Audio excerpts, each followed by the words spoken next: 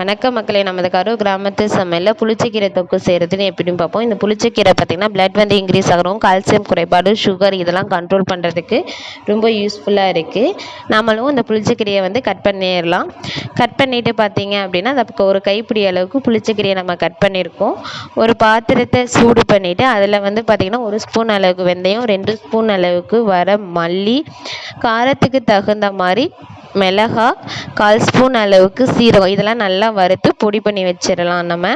அதுக்கப்புறம் பார்த்தீங்கன்னா இதே பாத்திரத்தை சூடு பண்ணி நல்லெண்ணெய் ஊற்றிக்கலாம். நல்லெண்ணெய் இல்லை, இந்த புளிச்சக்கீரை வந்து நல்லா வதங்குற அளவுக்கு கொஞ்சம் கொஞ்சமாக எண்ணெய் ஊற்றி நல்லா வதக்கிடுங்க. நல்லா அந்த கீரையிலே பார்த்தீங்கன்னா அந்த பச்சை வாசனை போய் நல்லா வெந்துடணும். அந்த எண்ணெயிலே அந்த கீரை நல்லா வதங்கினதுக்கப்புறம் பார்த்தீங்க அப்படின்னா ஒரு பாத்திரத்துக்கு மாற்றிக்குங்க.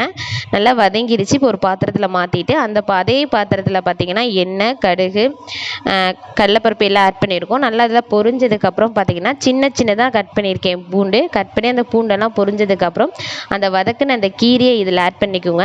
இதை நல்லா வதங்கி நல்லா அந்த பூண்டு அந்த கீரை எல்லாம் மிக்ஸ் ஆனதுக்கப்புறம் பார்த்தீங்கன்னா நம்ம வறுத்து வச்சுருக்க பொடி இருக்குல்ல, அதையும் இதில் ஆட் பண்ணி நல்லா வதக்கி எடுத்துருங்க. அவ்வளோதான். நீங்களும் இதே